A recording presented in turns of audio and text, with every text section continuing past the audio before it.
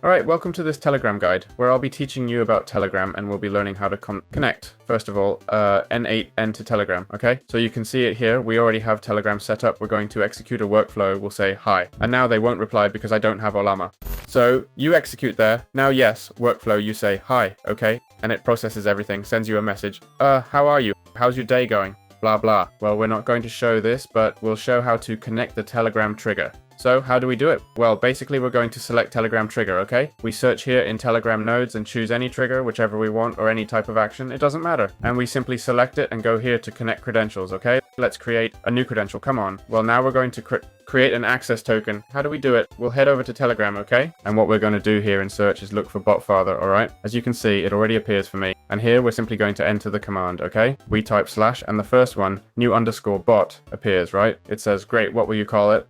Let's call it video testing 1234 save, okay? We send it and it says, hey, great, now give me that name, but with _bot.